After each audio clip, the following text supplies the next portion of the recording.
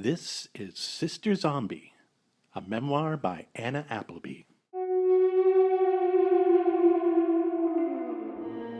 This podcast is performed by Angie Morency, written and produced by Harold Brody. For all information about music and sounds, including links to composers and tracks, go to sisterzombiessounds.info. When we last left our story, Anna had trained Chloe to appear and act like her so as to seamlessly transition as Anna's replacement at school. Chapter 23. An Impasse. There was no sense in me worrying about Chloe at school. The best I could hope for was a feeling, an inkling that something had gone wrong. I was depending on our twins thing, our shared telepathy that had been with us since birth, availing itself at times of extreme sensations such as pain or ecstasy or both. Unfortunately, it wasn't always dependable. It didn't reveal itself with any pattern of regularity. And there were times when, as a child, Chloe would skin a knee, or ride a carousel, or kiss her first boy, or lose a friend, and I would feel something. A variance in the wind, a twinge in my neck, and sometimes it was pronounced and I could see her fall off her bike. But other times it was just a passing thought, and I noticed a shift. But the earth remained the same, tethered to my soul in its cycle of break and rejoin, break and rejoin. Don't get me wrong, the twins thing was as real as night. I simply couldn't pinpoint it.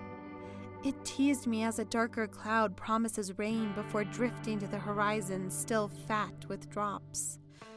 There was no telling the hows and whens. It only served to remind that we were in thrall, forever children with hands outstretched, awaiting our gifts, the day either joyous celebration or a nothing lump of coal.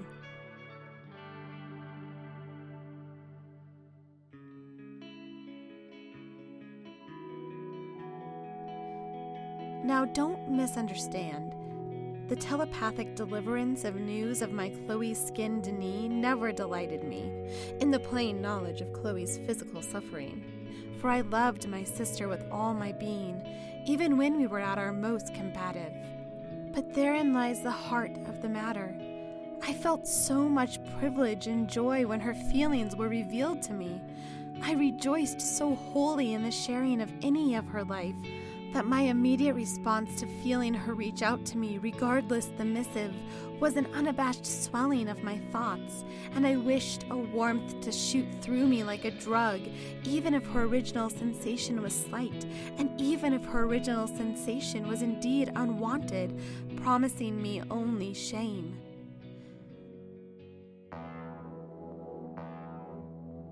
Allow me to remind you of an example with which you are familiar. Remember when I happened upon Chloe in the woods as she straddled James, before that fateful time on the rock face? This was surely the most profound impression that I had ever received from my Chloe.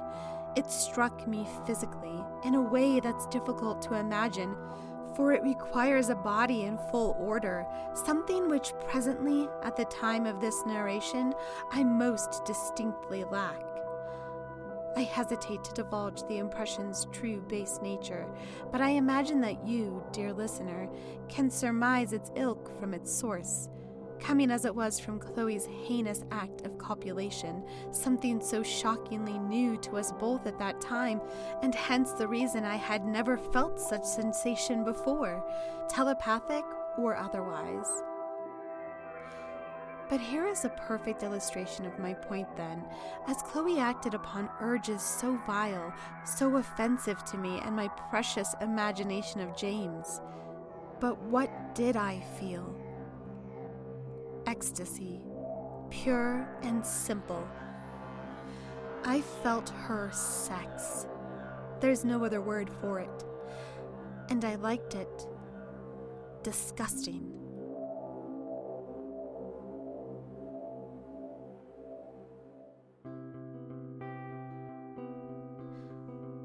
Well, dear listener, we have come to the point in our story that I have alluded to in the title to this chapter.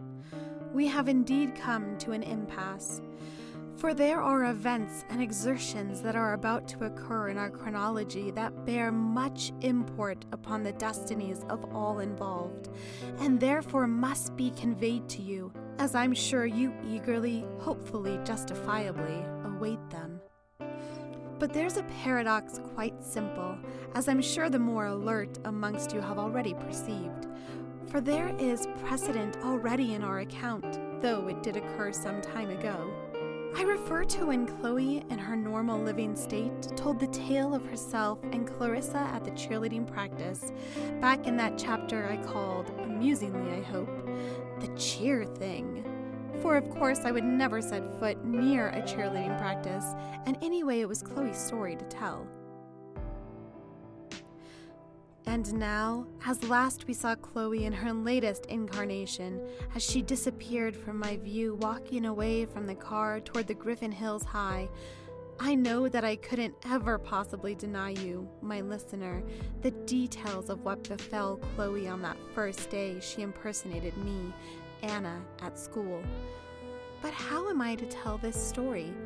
The problem is much more confounding than the earlier cheerleading chapter, for although Chloe in all her resplendent beauty now as then indeed sits beside me as I speak, it is impossible for her to recall with any accuracy the events of that day, for in her virgin zombie state, her mind was too new, too young, too fresh for any memories to take foot. The simplest analogy is one of youth, for Chloe had not yet attained a state of self-awareness, much like a baby or a very young child.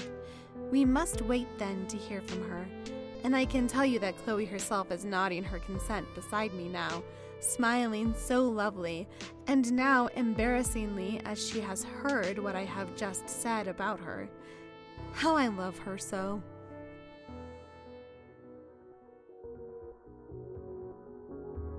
So how am I to surmount this impasse at hand?